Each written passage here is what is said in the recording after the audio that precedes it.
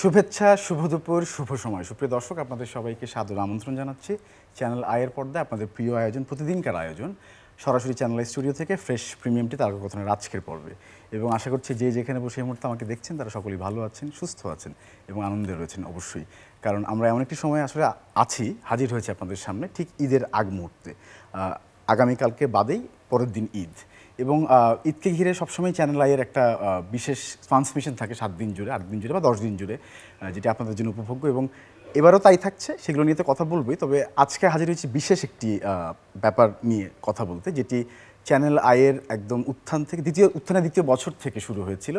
ঈদের আগের দিন রাত মানেই রেজানুর রহমানের নাটক। আবার যদি বলি যে ঈদের মানে যেদিন নাটকটি প্রচারিত হয় তারপরের দিনে আসলে ঈদ, যে বলে আসলে দুটোই আসলে যায়। আমাদের সঙ্গে রয়েছেন সেই নির্মাতা, রয়েছেন সম্মানিত নির্মাতা এবং আনন্দ আলোর সম্মানিত সম্পাদক রেজানুর রহমান, এবং সেই সঙ্গে রয়েছেন আমাদের প্রিয় অভিনেতা এবং অভিনেত্রী, আমাদের সঙ্গে রয়েছেন ফজলুর রহমান বাবু, এবং সেই সঙ্গে রয়েছেন শামীমা তুষ্টি। আজকে ঈদ আনন্দ আড্ডার আগাম আড্ডা আর কি বলতে হয়। এবং রেজানুর ভাই, স্বাগত আপনাকে। এবং আমরা সবসময় আসলে মুখিয়ে থাকি এই নাটকটার জন্য, সত্যি কথা একেবারে। মানে টেলিভিশন তো আমরা অনেক কমিয়ে দিয়েছি দেখা, কিন্তু এই নাটকটা আমরা সবাই উপভোগ করি, এবং আরও ট্রান্সমিশনে যেগুলো থাকে আমাদের ঈদকে ঘিরে। এবারে নাটকটা আসলে কীরকম হতে যাচ্ছে আমাদের জন্য? আপনি প্রথমে যে শব্দটা বললেন যে এই নাটকটা দেখার জন্য মুখিয়ে থাকেন, একজন নাট্যকারের জন্য বা একজন নির্মাতার জন্য কিন্তু এটা একটা বড় ব্যাপার যে তার একটা নাটক দেখার জন্য কেউ মুখিয়ে থাকে। আমি ঠিক জানি না এখন টেলিভিশনের যে নাটকের অবস্থা, তার মধ্যে এরকম মুখিয়ে থাকা মানুষের কতজন সংখ্যা, সেটাও আমার নিজের কাছে প্রশ্ন আছে। কিন্তু না, আমি যে জিনিসটা বলি, আমার একটা কৃতজ্ঞতার জায়গা দিয়ে শুরু করতেই হবে এই জায়গায়, যে আমি যখন নাটকের মানুষ, নাটক লেখা শুরু করি বা বানানো শুরু করি, সেই সময় অখ্যাত একজন নাট্যকারকে চ্যানেল আই যে দায়িত্বটা দিয়েছিল, বিশেষ করে ফরিদুর রেজা সাগর। আপনি প্রথমে বলছিলেন যে ঈদের নাটক, ঈদের আগের দিনের নাটক মানেই রেজানুর রহমানের নাটক, এখন কিন্তু একটা স্লোগান হয়ে গেছে। আমি ঠিক জানি না কতজন নির্মাতা তার ভাগ্যে এই ধরনের একটি স্লোগান ঘটে বা ঘটানো যায়। এর ছোট্ট করে একটু বলি, এই নাটকটি ঈদে যাওয়ার কথা ছিল। তো সেই ঈদে যাওয়ার সকল প্রস্তুতি শেষ, হঠাৎ করে আমি দেখলাম যে ঈদে হুমায়ুন আহমেদের নাটক ঢুকে গেল। তা কোথায় হুমায়ুন আহমেদ আর একজন অখ্যাত নাট্যকার রেজানুর রহমানের নাটক কেন যাবে ঈদের দিন? তখন আমার মনটা খুব খারাপ যে একজন নবীন নাট্যকার, আমি তো চারিদিকে বলে দিয়েছি যে ঈদের নাটক যাচ্ছে চ্যানেল আইতে আমার। তো সাগর ভাই জাস্ট আমাকে বললেন, তুমি নাটক করো, তুমি নাটক বানাও, তোমার নাটক বানানো কাজ, কখন কোন জায়গায় যাবে সেটা চ্যানেলের কাজ, তুমি মনোযোগ দিয়ে নাটকটা বানাও। এবং ঈদে উনি স্লোগান দিয়ে দিলেন ঈদের আগের দিনে এই নাটকটি যাবে। আমার মন খারাপ, চাঁদ রাতে কে নাটক দেখবে? এবং আমি অভিভূত যে এই নাটকটি চ্যানেলের জন্মের পর বছর থেকে এই নাটকটি শুরু হয়েছে, এবং সেই সময় নাটকটি যাওয়ার পরে যে ফিডব্যাকটা বাবুভাই আমি পেয়েছিলাম, একজন নাট্যকারের জীবনে এর চেয়ে বোধ হয়, তখন তার ধরনের মোবাইল ফোন ছিল না, টিএনটি বা বিভিন্নভাবে দেখা হলে যেভাবে মানুষজন কথা বলেছে, স্যালুট করি আমি চ্যানেল আইকে। এবং এই অর্জনটি আমাকে দেবার জন্যে এটাই সব। আজকে বাবু ভাই আছেন, আমার অনেক প্রিয় অভিনেতা, তার সম্পর্কে যদি সুযোগ পাই আমি বলবো অনেক কথা। এবং আমি এটুকুই বলি, বাবু ভাই এবং তুষ্টির কাছ থেকে যাই। নিশ্চয়ই আমরা কারণটা বলতে চাচ্ছিলাম রেজানুর ভাই, সেটি হচ্ছে দেখার কারণটা হচ্ছে শুনতে শুনতে চ্যানেলের সঙ্গে তো আমাদের একটা আত্মিক সম্পর্ক, এবং অনেক আগে থেকেই, ওই সময় যখন মোবাইল ছিল না, তখন বিনোদন মধ্যে চ্যানেলেই ছিল, টেলিভিশন ছিল, তখন থেকে শুনতে শুনতে আসলে সেই ব্র্যান্ডিংটা মাথায় বসে গেছে। এবং ওটা দেখার জন্য আসলেই মন থেকেই, মানে সার্কেডিয়ান রিদমের মাধ্যমে আসলে আমরা বসে পড়ি, আগের দিন বসে নাটকটা দেখার চেষ্টা করি। তাছাড়া আপনার তো গুণ, মানে কি বলবো, আপনার তো শৈল্পিক ব্যাপারটা রয়েছে, আমরা দেখতে পছন্দ করি আপনার কাজটি, সেটা হচ্ছে বড় কথা। বাবু ভাই, এই নাটকটি সম্পর্কে কিছু বলবো শুরুতে এবারের। প্রথমে বলে যে এতক্ষণ যে আলোচনাটা হলো, যে রেজা ভাইয়ের নাটক মানে ঈদের আগের দিনের নাটক, আমি বলি চাঁদ রাতের নাটক। তো রেজা ভাই যখন ফোন করে, আমরাও কিন্তু জিজ্ঞেস করি কি রেজা ভাই চাঁদ রাতের নাটক? হ্যাঁ। কিন্তু রেজা ভাইয়ের সাথে তো আমার সম্পর্ক দীর্ঘদিনের, একজন সহকর্মী হিসেবে, মানে উনিও নাটকের মানুষ, আমিও নাটকের মানুষ, থিয়েটারের মানুষ, আমিও থিয়েটারের মানুষ। সেই ধরনের একটা আত্মিক সম্পর্ক, একটা আত্মিক টান আমরা সবসময় অনুভব করি। আর রেজা ভাইয়ের সঙ্গে কাজ করেছি দীর্ঘদিন আগে থেকেই, এবং রেজা ভাইয়ের নাটক মানে আমার কাছে, বিশেষ করে আমি যে নাটকে রেজা ভাইয়ের নাটক অভিনয় করেছি, সেই নাটকগুলোর মধ্যে কিন্তু একটা চমৎকার মেসেজ থাকে। এটা শুধু যে বিনোদন, অবশ্যই নাটক একটি বিনোদনের নাটক মানুষ বিনোদনের জন্যই দেখে, আনন্দ পাওয়ার জন্য দেখে। কিন্তু রেজা ভাই অদ্ভুতভাবে সেই নাটকের মধ্যে একজন সাংবাদিকের, একজন সৃজনশীল মানুষের যে দায়িত্ব, সেই দায়িত্বটি তিনি পালন করেন। এবং আমি খুবই কি বলা যায় যে আমি আমার ভাবতে ভালো লাগে এবং স্মৃতিচারণ করতে ভালো লাগে যে সেই কুড়িগ্রামে আমরা যে মিনিস্টার নাটক করেছিলাম, হ্যাঁ, সেই নাটকের কথা এখনও মানুষ বলে এবং খুবই সাহসী নাটক ছিল। আমরা তখনকার সমাজকে মানে রেজা ভাই একটা নাড়াও দিয়েছিল সেই নাটকের প্রতি। আমার মনে হয় যে এই নাটকটিও যারা দেখবে যদি একটু ভাবার চেষ্টা করে, আপনি তো বললেন যে নাটক টেলিভিশনে মানুষ দেখে না, কিন্তু টেলিভিশনের এই মাধ্যমে না দেখলেও অন্য মাধ্যমে তো দেখে। দেখাটা বড় ব্যাপার। এটা আপনার নাটকটি 6:45 প্রচার হবে, আমি 6:45 দেখবো নাকি আমার টাইম মতো আমি রাত্রি 12:30 দেখবো, কিন্তু দেখাটা জরুরি। তো সেই দেখাটা যদি মানুষ দেখে, সেটা আমি মনে করি যে আমাদের একটা সার্থকতা। এবং সেখান থেকে মানুষ মানে রেজা ভাই এই নাটকের ভেতরেও একটু নাড়া দেওয়ার চেষ্টা করেছে। এবং আমাদের সোসাইটিতে আজকে যে নৈতিকতার যে অবক্ষয়, সেইটাকে উনি একটু তুলে ধরার চেষ্টা করেছেন এবং নানানভাবেই সেটা বোঝানোর চেষ্টা করেছেন। আমাদের সমসাময়িক আমরা অনেক ঘটনা দেখছি, শুনছি, হ্যাঁ, তো সেগুলোর সঙ্গে কেউ যদি মেলাতে চেষ্টা করে তাও সেটা মেলাতে পারবে, মেলানোর চেষ্টাও করবে। তো সেই জায়গা থেকে আমি বলবো যে রেজা ভাই তার সামাজিক দায়িত্বটি নাটকের ভেতর দিয়ে পালন করে। জি, যেটি বরাবরই থাকে। এবং আমি খুব কৌতূহল বোধ করছি যে কবে দেখবো আসলে, কারণ আমি বুঝতে পারছি যে চমৎকার একটা মেসেজ এখানেও আছে, এবারও পাবো আমরা। বদরুল তুমি ভালো হয়ে যাও শিরোনাম, রেজান ভাই ঠিক আছে। তো শামিমা তুষ্টির ক্যারেক্টারটা কি ওখানে যদি একটু বলেন আমাদেরকে। আমি একটু বলতে চাই যে রেজা ভাইয়ের সাথে আমার একদম ছোটবেলা থেকে সম্পর্ক। মানে আমি যেহেতু থিয়েটার করি, ছোট থেকে আসলে আমি এমন মানুষদের সাথে বড় হয়েছি যে কারণে আসলে আমার আশেপাশের প্রত্যেকটা জিনিস মানে এই বড় ভাই, আপু, চ্যানেলে সবাইকে দিয়ে সমৃদ্ধ। তো আমি বড় হয়েছি বাবু ভাইয়ের সাথেও। বাবু ভাই একদম ছোটবেলা থেকেই পিপলস লিটল থিয়েটারে আমাদের সকল কিছুতে তিনি সবসময় থাকতেন। আমার জন্ম কিন্তু চ্যানেল আয়ে, মানে আমার জন্ম বলতে গেলে আমার অভিনয়ের জন্ম চ্যানেল আয়ে। তো সব কিছু মিলে আমি এত সমৃদ্ধশালী সকলের সাথে বড় হয়েছি, সেই জন্য আমি খুবই কৃতজ্ঞতা জানাই সাগর ভাইকে, চ্যানেল আইকে এবং রেজা ভাই, বাবু ভাই, যারা আসলে আমার সহশিল্পী এবং আমাকে আমার এই যাত্রায় সকল সময় পাশে থাকার জন্য। আর আমি কিন্তু প্রত্যেক ঈদের আগেই মানে ফোনটা মানে দেখি যে আসলে ঈদের আগে কি রেজা ভাই আমাকে ফোন করতেছে না, কোন শিল্পীকে নিচ্ছে। মানে আমি একটু এরকম ইয়ার মধ্যে থাকি যে একটা সিন হলেও রেজা ভাই আমাকে ফোন করে, কিন্তু যখন দেখি যে ঈদের আগের দিন যখন হয়ে যায় তখন তো বুঝি যে রেজা ভাই আমাকে নিচ্ছে না, তখন একটু খারাপ বোধ করি আমি। কিন্তু প্রত্যেক ঈদের আগেই আমার কাছে ফোনটা আসে এবং আমি চেষ্টা করি, রেজা ভাই চেষ্টা করেন সকলটার মধ্যে আমাকে রাখবার জন্য। রেজা ভাইয়ের প্রতি কৃতজ্ঞতা। এবং অনেক সময় হয়তো টাইম বা এমন টাইমে হয়তো সবকিছু ম্যাচ করে না, কিন্তু আমি চেষ্টা করি রেজা ভাইয়ের কাজটা মনোযোগ দিয়ে করবার জন্য। তো এইবারের যে ক্যারেক্টারটা, সেই ক্যারেক্টারটা একটু ডিফারেন্ট বলতে যে একটি পরিবারের মধ্যে দ্বিতীয় বউ, কিন্তু সে সামাজিক যে অবক্ষয়ের জায়গাটায়, সেই অবক্ষয়ের জায়গাটায় সে ধারণ করে না। সে তার সৎ মেয়েকেও তার নিজের মেয়ের থেকেও ভালোবাসে এবং তার বাবার যে নৈতিক মানে স্খলন, মানে যে নৈতিক অধপতন, সেই জায়গা থেকে মেয়েকে সেভ করার জন্য যে একটা ডায়লগে কিন্তু আসলে একটা নাটকের মোড় ঘুরিয়ে দেওয়ার জন্য যথেষ্ট। তো রেজা ভাই প্রত্যেকটা ডায়লগেই কিন্তু চেষ্টা করেন যে মেসেজটা দেওয়ার। তো বাবু ভাইয়ের যে অভিনয়, সেটা তো আসলে কিছু বলার নাই। মানে একটা রিয়াকশনেই বাবু ভাইয়ের পুরো মোড়টা চেঞ্জ করে দিতে পারেন, এরকম ম্যাজিশিয়ান একজন অভিনেতা তিনি। সো সেই জায়গা থেকে বাবু ভাইয়ের সাথে কাজ করার সৌভাগ্যও কিন্তু অনেক মানে আমার কাছে অনেক বড়, যে বাবু ভাইয়ের মতো একজন শিল্পীর সাথে কাজ করতে পেরেছি এবং তার একজন সহকর্মী কিন্তু বউয়ের চরিত্রে অভিনয় করতে পারাটাও অনেক শিক্ষণীয়। তো আমার এই ক্যারেক্টারটা আমি খুবই আনন্দ বোধ করেছি, কারণ এই ক্যারেক্টারটা সমাজের একটা প্রতিচ্ছবি। সো রেজা ভাই সেই গল্পটাকে খুব যত্ন করে লিখেছেন এবং আমার চরিত্রটা তো বলে পুরোটা বলে দিলে না, সব বলা দরকার নেই, আমরা অনেকটাই জেনে গেছি ইতিমধ্যে। আমি একটু ক্লটটা নিয়ে নিই। এই কাহিনীর কথা তো বলা হচ্ছে আসলে প্রথমত না, প্রথমে যদি আমরা বলি বদরুল তুমি ভালো হয়ে যাও, কেউ এটা স্যাটায়ার করতে পারে যে এই তুই ভালো হয়ে যা, তুই ভালো হয়ে যা, এটা হতে পারে। আবার এরকম হতে পারে ভাই আপনি ভালো হয়ে যান, এটা একটু সিরিয়াস হতে পারে। এই যে নাটকটির মধ্যে আমি এবার যে চেষ্টা করেছি আমার সহশিল্পীদের নিয়ে একটা বোধ জাগ্রত করবার জন্যে যে আমরা এই বাংলাদেশের 17 বা 18 কোটি মানুষ যদি প্রত্যেকদিন মনে করি যে আমি ভালো হয়ে যাব, আমার ভালো হয়ে যাওয়াটা খুব জরুরি দরকার, সেই বোধটা যদি দিতে পারি তাহলে অনেক সমস্যার সমাধান ঘটবে।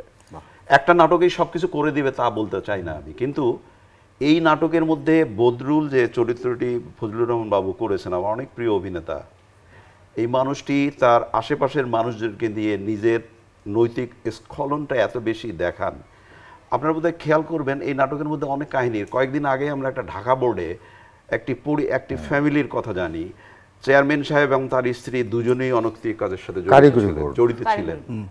ঠিক সেই রকমের জায়গা থেকে এই যে পরিবারগুলো নিজেদের মধ্যে অন্যায় কর্মকাণ্ডে জড়িয়ে যায়, বদরুল তার জায়গা থেকে যে অন্যায় কর্মকাণ্ডে জড়িয়ে যায়, কিন্তু যখন শেষের দিকে দেখা যায় যে এই অন্যায় কর্মকাণ্ডের জন্য সে তার নিজের পরিবারের কাছে তো শুধু না, এমন একটা বিপদের মধ্যে পড়ে, তখন তার নিজেরই মনে হয় হায় আল্লাহ আমি কেন ভালো হলাম না, আমার ভালো হয়ে যাওয়াটা খুব জরুরি।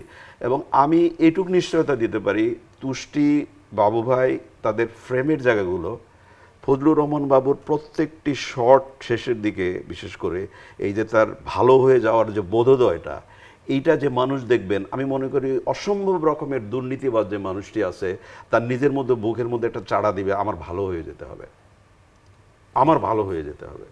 এবং এই বিশ্বাসটা নিয়ে কিন্তু আমি নাটকটা করেছি, এবার নাটকটা লিখেছি। এবং আমি মানে খুবই কৃতজ্ঞতা জানাই বাবু ভাইকে, তার যথেষ্ট পরিমাণ শিডিউল প্যাক। কিন্তু আমি যখন তো ওনাকে বলেছি যে রে ভাই আমি ম্যানেজ করছি, দেখেন উনি কিন্তু আমার সাথেই ম্যানেজ করেছেন। এবং আবারও তো বললাম, প্রোমোটা দেখলেও হয়তো বোঝা যাবে যে প্রত্যেকটা শটে এই অভিনেতার গুণটাই এমন, আমি খুব অবাক হয়ে যাই, উনি কথা বলছেন, যখন এই ফ্রেমে চলে যান বদরুল হয়ে গেল, এবং সে পুরো দোস্তর বদরুল হয়ে গেল। আমরা যখন এডিটিং করছি না হাউসে, এডিটর দেখে অবাক হয়েছে, ভাই দেখেন এক্সপ্রেশন দেখেন, কাঁপুনি দেখেন, তার নিজের চোখ দেখেন, মানে স্যালুট ভাই আপনার। ফজলুর রহমান বাবু আমাদের একজনই আছেন। আমরা একটু প্রোমোটার কথা যেহেতু বলেছেন নির্মাতা, আমরা একটু প্রোমোটা দেখাতে চাই, চলুন প্রিয় দর্শক দেখে আসি। ভালো হওয়ার চেষ্টা কর। ভালো বা ভালো মানুষ। ঈদের আগের দিন মানেই রেজানুর রহমানের নাটক। এবারেও ঈদের আগের দিন রাত 7:50 দেখবেন রেজানুর রহমানের নাটক বদরুল তুমি ভালো হয়ে যাও। কয়েক মাসের মধ্যে তুমি দেখি বেশ ডাঙ্গর হইছো। আরে কই যাও তোমরা? সেখানে গেলে কাম হইব, ওইখানেই যাইতেছি। তুমি কারে পাওয়ারের ভয় দেখাইতেছো? আমার বাচ্চা আমার লগে থাকলে নেবা। ও মা তুই বাইসা শ্বশুর মা। আর এই যে বদরুল, ওকে আর কখনো যেন এই বাড়িতে না দেখি। স্যার আমার জীবন মরণ সমস্যা স্যার। তোমাকে একটা পরামর্শ দিই, ভালো হয়ে যাও। রেজা ভাই, একটা প্রশ্ন রাখতে চাই আমার নিজের থেকে, কৌতূহল থেকে, সেটা হচ্ছে যে চ্যানেলের পরিবারটা তো অনেক বড় এবং অনেক আন্তরিক। শামিমা তুষ্টি তাদের মধ্যে একজন, বাবু ভাই একজন, অনেকেই আছে এরকম সম্মানিত শিল্পীরা, তাদের কথা তো রাখতে হয়। তো কিভাবে চরিত্র নির্বাচন করেন আসলে প্রত্যেকবার যখন একটা গল্প তৈরি? এখানে একটা মজার ব্যাপার কাজ করে, যেমন তুষ্টি যেটা বললেন না, আমি এই চ্যানেল আইতেই তারকা কথনে আমাদের একজন প্রিয় পরিচালকের বক্তব্য শুনলাম আমি তারকা কথনে। উনি যেটা বলবার চেষ্টা করলেন যে আজকালকার নতুন ছেলেমেয়েরা, আমি রেসপেক্ট করেই বলি, নতুন ছেলেমেয়েরা আমাদেরকে চেনে না। আমি তখন আক্তার ফেরদৌস রানা কথাটা বলছিলেন, তখন আমার তখনও মনে হয়েছিল, আমার নিজের কাছেও মনে হয়েছিল যে এখনকার যে তরুণ ছেলেমেয়েরা কাজ করছে, হতে পারে এটা আমি হয়তো তার কাছে যেতে পারছি না, অথবা তাদের কাছে আমার যাওয়ার সম্ভাবনা হচ্ছে না। কিন্তু আমি যখন একটা ক্যারেক্টার লিখি নিজে, যখন আমার অধিকাংশ না সব নাটকেই আমার নিজের লেখা এবং নিজের পরিচালনা করা। একটি নাটক শুধু চন্দন রেজার একটি নাটক আমি করেছিলাম, সোনার মেডেল নাম, এইটা ছাড়া সব নাটকই কিন্তু আমার নিজের লেখা, প্রায় 200 ছাড়িয়ে গেছে। তখন কিন্তু আমি লিখতে যাওয়ার সময় না, প্রথমেই ওই কলমের জায়গা থেকে ওই মানুষটার ছবি ভেসে ওঠে। আচ্ছা, তো এই নাটকটি করতে যাওয়ার সময় আমার প্রথম মনে হয়েছে যে বাবু ভাইকে এখানে আমার খুব জরুরি দরকার, এবং ওই ক্যারেক্টারটি তুষ্টিকে দরকার। এবং আমার তখন একটু দোদুল্যমানতায় ছিল, যখন নাটকটা লেখা শেষ করলাম তখন বাবু ভাইদের শুটিং মানে শিডিউলটা এত টাইট থাকার কথা, আমি কিন্তু একটা খুব ওই বলে না যে লটারির মতো বাবু ভাইকে ফোন দিলাম যে লটারি যদি জিতে যাই তাহলে হলো, না হলে দেখা যাবে। বাবু কিন্তু টেলিফোনটা পাওয়ার পরে আমাকে বললো দাঁড়ান আমি আগে আমার শিডিউলটা দেখি। দেখার পরে বাবু ভাই বললেন এইটা আছে, এবং বাবু ভাইয়ের ওই শিডিউলটা ধরেই কিন্তু আমরা কাজটা করবার চেষ্টা করেছি। এবং ওই যে মিনিস্টারের কথা বললেন বাবু ভাই, এই নাটকটি আমার জীবনে অন্যতম একটি শ্রেষ্ঠ আলোচিত নাটক। একজন মানুষ মুক্তিযুদ্ধ করেছিলেন, তার পা খোরা, এই লোকটি সবাই তার ক্যারেক্টার অনুযায়ী মিনিস্টার করে ডাকতো। এবং সে শেষে, নাটকের শেষে হয় একজন মুক্তিযোদ্ধা একজন রাজাকারের গলায় মালা দেয়। এই ঘটনা আমাদের বাংলাদেশে ঘটেছে।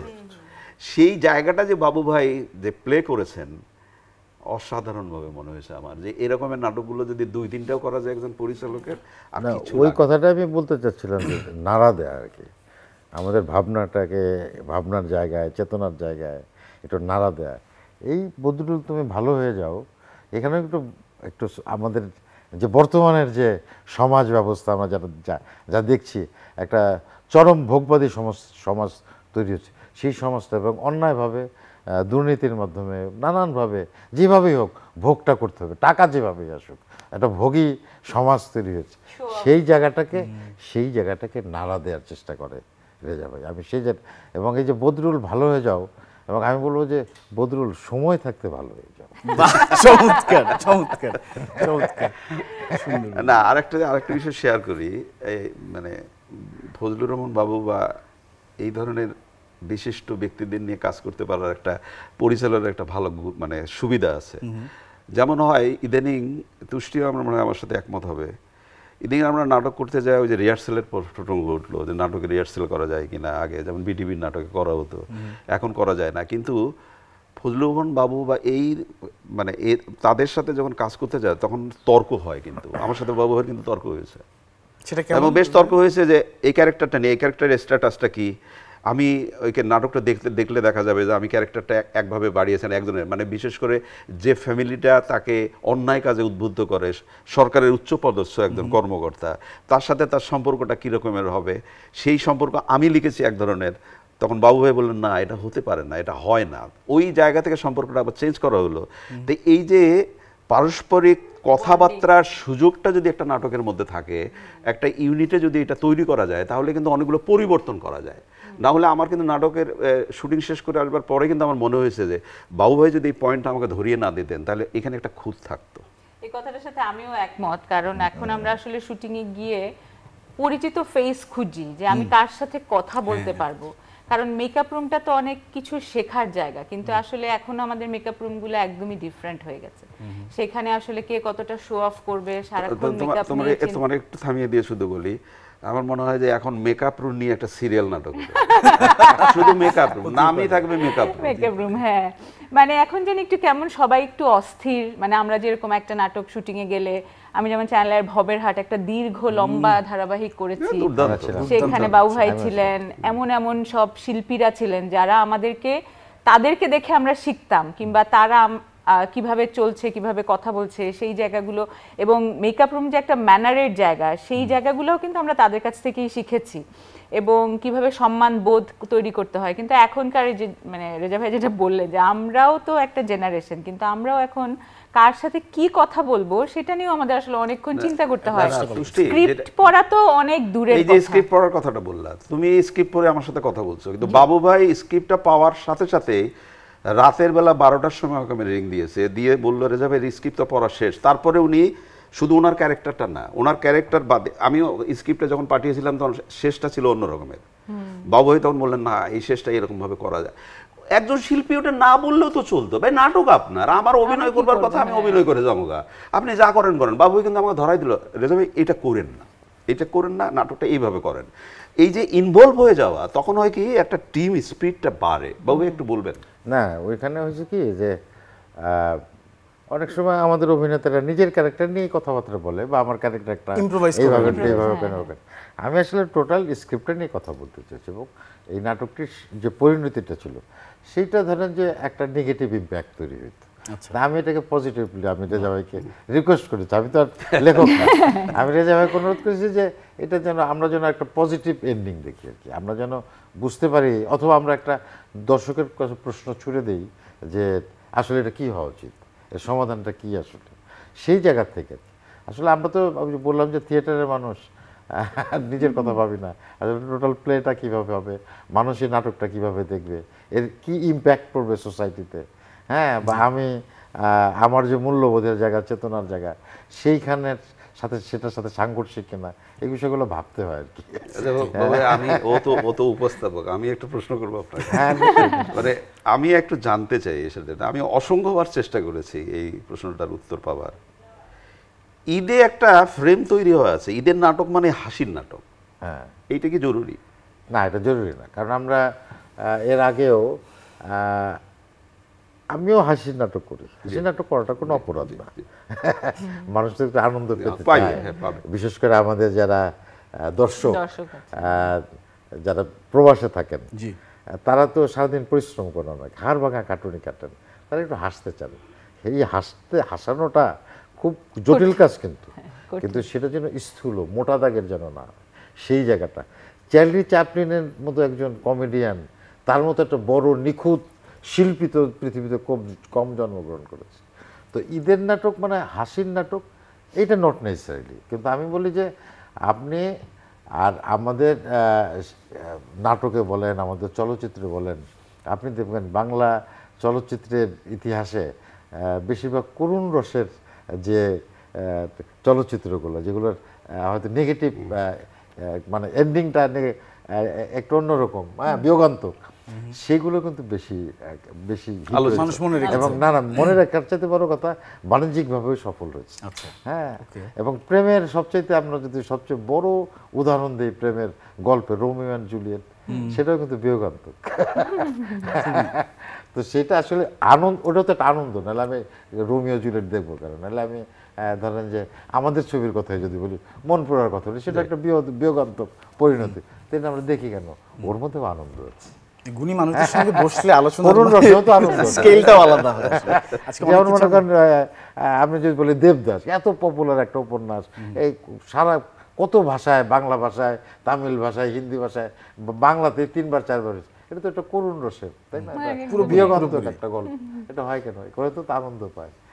তার মানে কি আমরা অনেক আবেগী অনেক বেশি নাকি জাতি হিসেবে? না, জাতি হিসেবে আবেগ তো মানুষের থাকতে হবে, আবেগ ছাড়া তো মানুষ। আমরা একটু বেশি কি? না, বেশি কি ওইটা না, আবেগ ছাড়া কিন্তু মানুষ না, আবার অতি আবেগটা আবার ভালো না, সেটা আবেগ ছাড়া কিন্তু মানুষ না। বাঙালি তো এমনি আবেগী, বা আমরা একটু আবেগী জাতি। দেখেন যে কোনো একটা টপিক আসলে আমাদের আবেগে ভেসে যেতেও সময় লাগে না, আবার গালাগালি করতেও সময় লাগে না।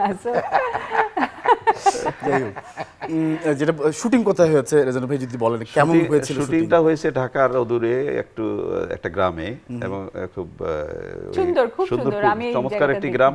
এবং আমার কাছে যেটা মনে হয়, এই প্রথম আবার একটু ওই গ্রামের যে ভিউটা, সেটা একটা অন্যভাবে পাবে এই নাটকের মধ্যে মানুষজন, এবং খুব চমৎকার, ওই এলাকার মানুষজনও খুবই চমৎকার। এবং ঢাকার বনানীতে শুটিং হয়েছে, একটা বাড়িতে, 2টা জায়গা মিলে শুটিং হয়েছে। এবং শুটিংয়ের অভিজ্ঞতা তো অন্য রকমের, এত ছোট সময়ের মধ্যে ওই অভিজ্ঞতার কথা বলা যাবে না। তবে যেটা হয়, বর্ষার সময় যখন আমরা কেউ নাটক করতে যাই, তখন সৃষ্টিকর্তার কাছে প্রথম প্রার্থনা করে, আল্লাহ ওই দিন যেন বৃষ্টিটা না থাকে। তো ওই একটু বৃষ্টিরও আভাস ছিল, একটু নানা ধরনের বিষয় ছিল, আর ধরে ধরে কাজ করবার। তবে আমি এই নাটকের জন্য আমার আর্টিস্টদের একটু ধন্যবাদ জানাবো। এই জন্যে আমি কাউকে ছোট করার জন্য বলছি না, আমরা কল টাইম নিয়ে কথা বলি। জি, ফজলুর রহমান বাবু এই নাটকে মোহাম্মদ বারি অভিনয় করেছেন, তুষ্টি অভিনয় করেছেন। আমি অভিভূত যে কল টাইমটাতে আমার একেবারে জুনিয়র যে আর্টিস্টটা আসে নাই, তার সেই কল টাইমটাতেই তারা উপস্থিত হয়েছে, যার ফলে এই 2 দিনে একটি ভালো কাজ করবার জন্য আমরা চেষ্টা করতে পেরেছি। এই জায়গাটা খুব জরুরি দরকার। এবং যারা এই অনুষ্ঠান দেখছেন, আমাদের প্রিয় শিল্পীদেরকে একটু জিনিস বলবো, যে নাটকের সময়টা তো কমে গেছে। এখন অনেকেই মনে করে যে 2 দিনও নাটক, 1 ঘন্টার জন্য নাটকের জানি সময় খুব বেশি, একদিনে পারলে 1 ঘন্টার নাটক করে ফেলা যায়। তো সেই জায়গা থেকে যদি আমরা কল টাইমটা মানে না মেনটেন করি, তাহলে হয় কি, ওই সময়টা যত দ্রুত বাড়বে, তখন ধরিত, আচ্ছা তাড়াতাড়ি করো, শেষ, তখন আর কাজের কাজটা কিছু হয় না এই জায়গাগুলো থেকে। আর নির্মাতা নিজেও আসলে অনেক পাঞ্চুয়াল, এটা একটা ব্যাপার।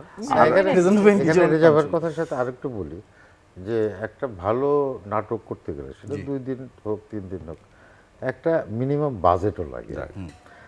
আপনি হয়তো অতিরিক্ত খরচটা করবেন না, কিন্তু একবারে প্রয়োজনীয় খরচটা তো করবেন।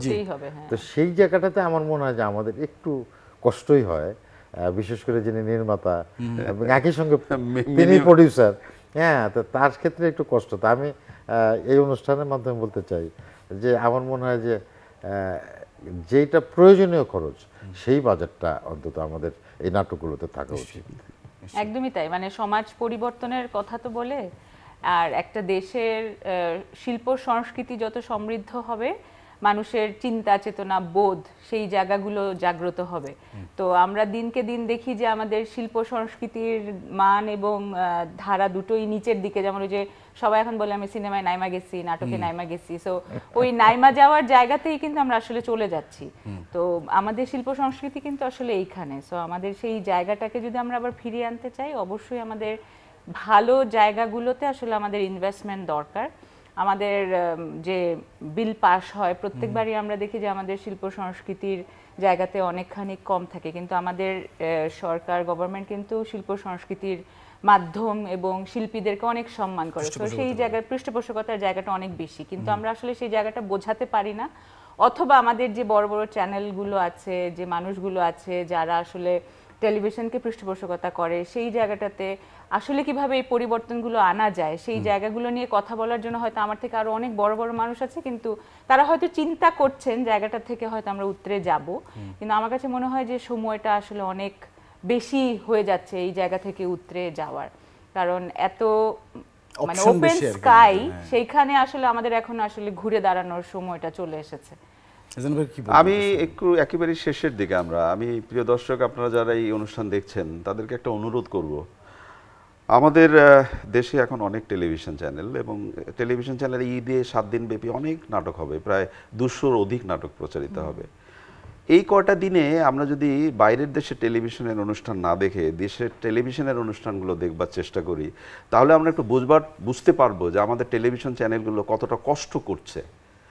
এই ঈদে আসুন না আমরা আমাদের নিজেদের টেলিভিশন চ্যানেলে থাকি। আর এই নাটকের ব্যাপারে একটা অনুরোধ করব আপনাদের, যে বদরুল তুমি ভালো হয়ে যাও, এটা হাস্য কৌতুকের ব্যাপার না, কিন্তু এটা খুবই একটি সিরিয়াস ব্যাপার। আপনি এই নাটকটি দেখবার সময় আমি আশা করি আপনার একটা বোধোদয় হবে, এবং আপনার নিজের প্রতি অনেকগুলো প্রশ্ন দাঁড় করাবেন আপনি।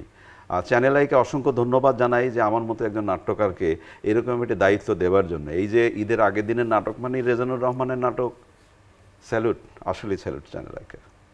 আমরা স্যালুট করতে চাই রেজানু ভাই আপনাকে, এত বছর ধরে আপনি এই কনসিস্টেন্সি রেখেছেন, এবং শেষটায় আসলে কৃতজ্ঞতা। আমাদের প্রিয় শিল্পীরাও সেখানে কাজ করেছেন, ফজলুর রহমান বাবু রয়েছেন, শামীমা তুষ্টি রয়েছেন, আরো অনেকেই রয়েছেন সম্মানিত শিল্পীরা। আরো দুজন ছোট্ট শিশু বন্ধু, হ্যাঁ, এদের একদম অপসরা নামে একটি মেয়ের কথা বলতেই হবে, এবং তানাজ আজিম, ও একটি বাচ্চা, এই ফ্যামিলির মেয়ের অভিনয়ে কাজ করেছে। এবং আমার কাছে মনে হয় এই দুইজন তারকাকে দেখলে নির্মাতাদের মধ্যেও হয়তো একটা নতুন জাগরণ হবে যে না, এদেরকে নিয়ে কাজ করা যায়। এবং খুব ভালো অভিনয় করেছে অপসরা, খুবই ভালো অভিনয় করেছে। আমি সেই সঙ্গে আরেকটু বলতে চাই, যে বাড়িতে আমরা শুটিং করেছি তাদের আতিথ্যতা মানে সেই বাড়ির সেই লোকটিও কিন্তু অভিনয় করছে, বাবার অভিনয় করেছে, থিয়েটারের সঙ্গে তার একটা যোগাযোগ আছে। রেজানু ভাই চমকটা দেন, মাঝে মাঝে দেন এটা। এবং পরিবারের যে মহিলাটা ছিল, আমি দেখলাম, আমি প্রোডাকশনে কাউকে ডাকার আগে উনি দেখি পানি নিয়ে আসতেছে, উনি শোকেস থেকে হ্যাঁ চায়ের কাপ, খুবই আন্তরিক একটা জায়গা, খুবই আন্তরিকতার সাথে। আসলে অনেক গরম ছিল, একটু কষ্ট ছিল, গরমটা একটু বেশি, ওইটা তো আমাদের ক্লাইমেট চেঞ্জ, সেটা আমি বলতে চাচ্ছিলাম যে গরমটা অনেক বেশি ছিল, বাট উনি আবার একটা ছোট ফ্যান মানে যা যা লেগেছে আর কি সব মানে খুবই মানে আরাম করেই আসলে আমরা কাজটা করেছি। এবং আমার কাছে ভালো লাগে যে আসলে চ্যানেল আই এর ঈদের আগের দিন মানেই রেজানুর রহমানের নাটক, এবং সাথে আমি অভিনয় করার সুযোগটা পাই, এই জন্য আমার অনেক ভালো লাগে। এবং কৃতজ্ঞতা চ্যানেল আইকে, আমার জন্ম এবং আমার শুরু, আমার জীবনের এত বছরের পথ চলায় চ্যানেল আই সবসময় আমার সুখে দুঃখে আনন্দে পাশে ছিল। এবং এই তারকা কথনকে অনেক ধন্যবাদ, রেজা ভাইকে তো অবশ্যই ধন্যবাদ, বাবু ভাইয়ের কাছে তো কৃতজ্ঞতা বলা ছাড়া আর কিছু বলার নাই। থ্যাংক ইউ, আন্তরিক ধন্যবাদ শামীমা তুষ্টি বলবার জন্য। আরেকবার একটু মনে করিয়ে দেয় দর্শকদেরকে, যেহেতু 17 তারিখ ঈদ হচ্ছে, 16 তারিখ সন্ধ্যা 7:50 চ্যানেল আইয়ের পর্দায় বদরুল তুমি ভালো হয়ে যাও, রেজানুর রহমানের নির্মাণ। ঈদের আগের দিনের নাটক মানে ঈদের আগের দিন নাটক মানে রেজানুর রহমানের নাটক, এবং যে আজকে যদি নাটক হয় তাহলে আগামীকাল কি ঈদ আর কি।